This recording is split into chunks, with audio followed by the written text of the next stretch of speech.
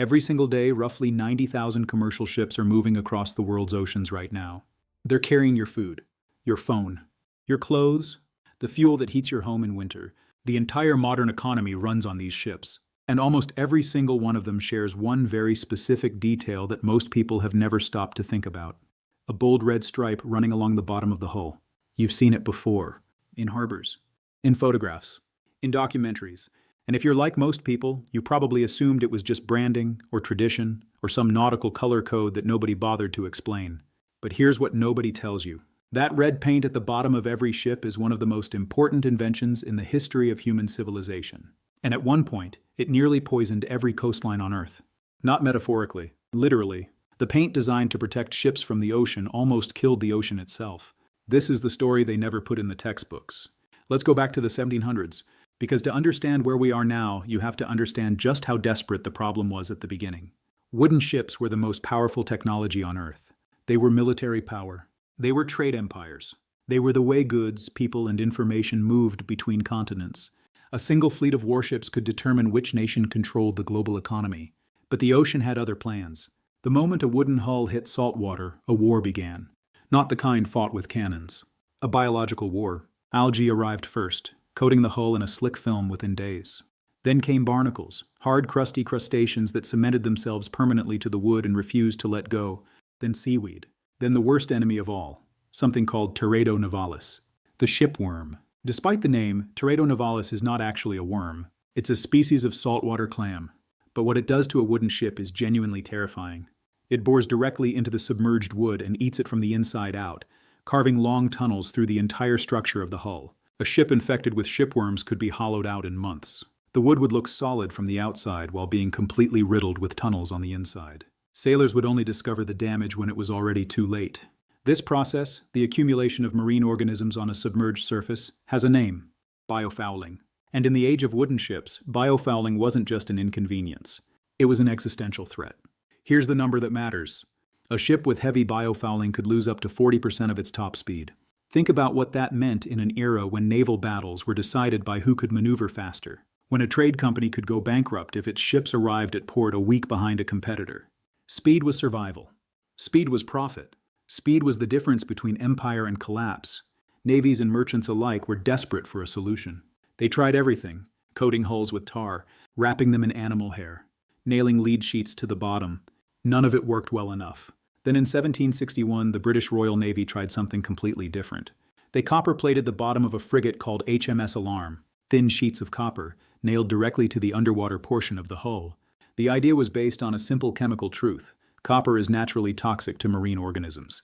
When copper interacts with salt water, it releases copper ions that are lethal to the barnacles, algae, and shipworms trying to colonize the hull. The results were immediate and dramatic. The copper-plated hull stayed clean. The ship was faster, more maneuverable, and dramatically more effective in battle. Within 2 decades, the entire British Royal Navy had copper-plated bottoms. It was one of the largest and most consequential military upgrades in naval history. Here's a fact that most history books quietly skip over. The copper-plated British fleet almost certainly gave Britain a significant strategic advantage in the late 18th century. Their ships were measurably faster and more agile than those of their rivals. Historians have argued that this edge influenced the outcomes of naval engagements that shaped the entire Western world. The bottom of a ship changed the map of civilization. That is not an exaggeration. Then the Industrial Revolution arrived, and everything changed again. Iron and steel replaced wood. Ships became larger, stronger, more reliable. But copper plating on iron hulls was catastrophically counterproductive. When copper and iron are both submerged in salt water, they form what's called a galvanic cell, essentially a simple battery. The iron becomes the sacrificial element. It corrodes rapidly from the inside. A copper-plated iron ship would rust itself to pieces faster than the sea life could colonize it. So engineers pivoted. Instead of metal sheets, they developed paint. Antifouling paint, loaded with copper oxide as the active ingredient, delivering the same biocidal protection in a form that was compatible with iron and steel hulls. Copper oxide is naturally reddish-brown in color. That is where the red comes from. Not design, not aesthetics, not tradition. The iconic red bottom of every ship on Earth is simply the natural color of the compound that kept them alive. The color was never chosen. It was a chemical accident that became a global standard. And for roughly a century, it worked well enough. The world kept moving. Trade kept flowing. Nobody was asking too many questions. Then, in the 1960s, marine engineers discovered something that seemed like a miracle: Tributyltin, TBT for short. If copper oxide antifouling paint was effective, TBT was in another category entirely. It was the most potent antifouling biocide ever synthesized. Almost nothing could grow on a hull treated with TBT-based paint. Not barnacles. Not algae. Not shipworms. Nothing. Ships coated with TBT stayed cleaner for longer, moved faster, and burned significantly less fuel. The global shipping industry adopted it almost universally across 2 decades. For the industry, it was a revolution. For the ocean, it was the beginning of a slow-motion catastrophe. By the early 1980s, marine biologists started noticing something deeply wrong in harbors and coastal waters around the world. Female dog whelks, small sea snails found on coastlines across the globe, were growing male reproductive organs. They were becoming sterile. Entire coastal populations of these animals were collapsing. Oyster farms near busy ports were reporting devastating die-offs. Shells were forming with severe deformities. Young animals weren't surviving. It took years to trace the cause. When scientists finally identified the culprit, the scale of what had been happening was staggering. TBT. It turned out that TBT didn't just prevent barnacles from attaching to hulls. It was so chemically potent that it leached continuously into the surrounding seawater and disrupted the hormonal systems of marine animals at almost undetectable concentrations. Researchers discovered it could cause imposex, the forced development of male reproductive characteristics in female gastropod mollusks, at concentrations as low as 1 nanogram per liter of seawater. To give you a sense of how small that is, 1 nanogram is 1/1000th of a gram. The compound was essentially invisible in the water, and it was still doing irreversible biological damage. Every port in the world had ships sitting in it painted with TBT antifouling coatings. Every time those ships moved, they were releasing this compound. Every time they sat stationary, they were releasing it. For 30 years, from the 1960s through the 1990s, the entire global commercial fleet had been continuously poisoning marine ecosystems at every coastline on Earth.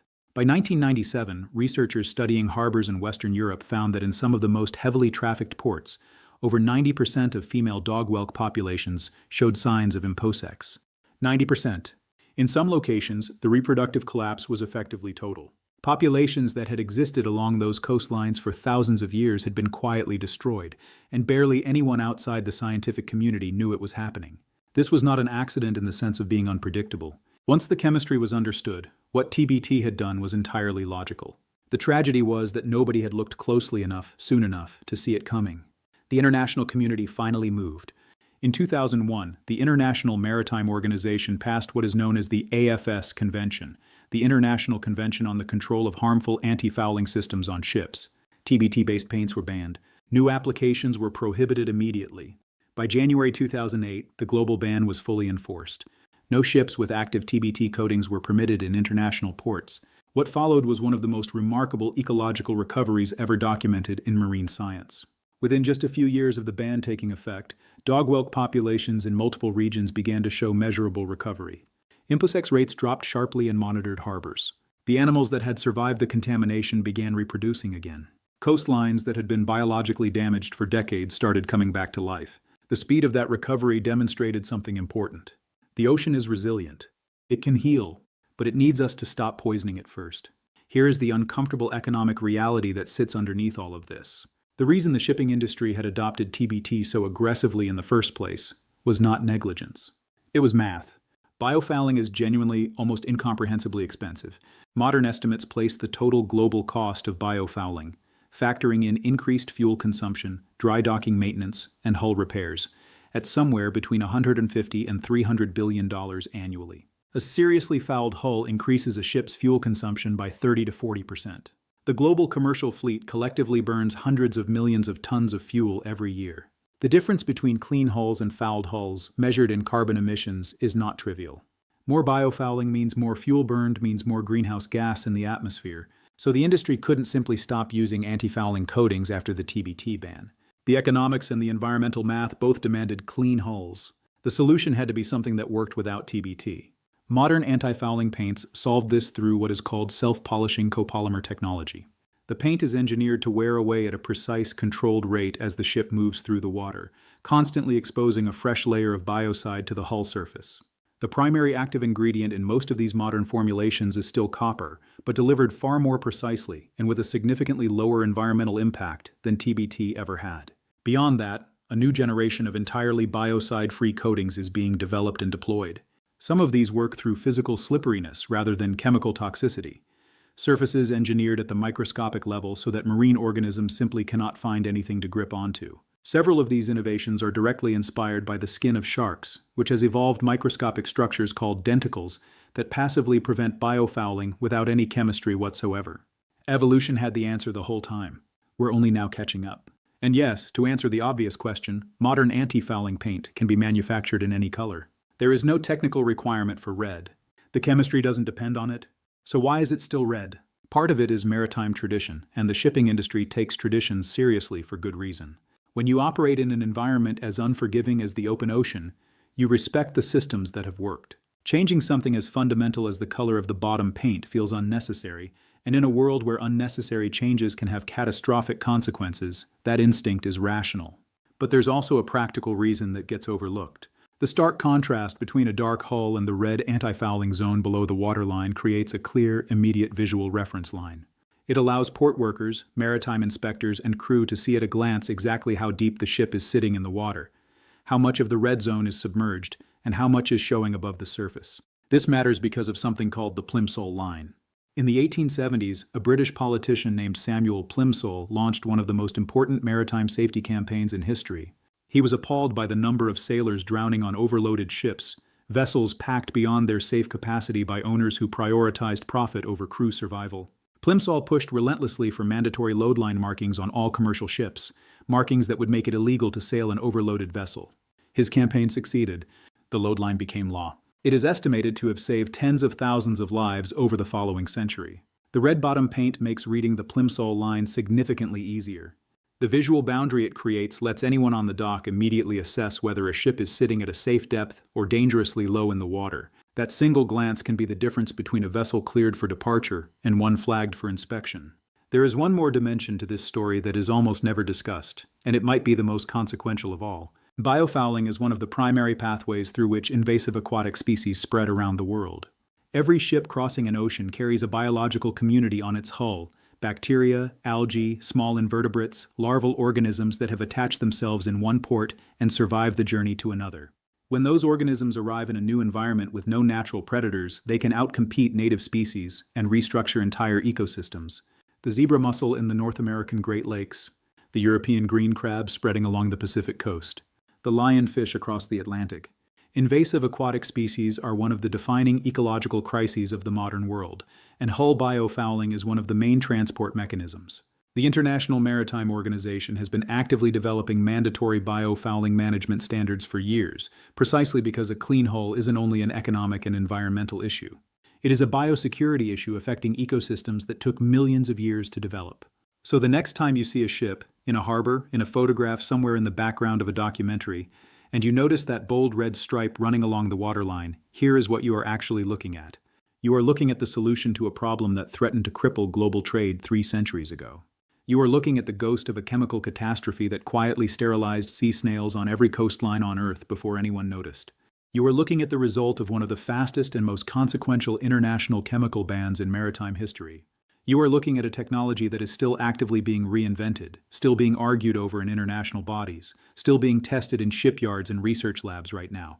You are looking at the most underestimated engineering problem in the history of human civilization.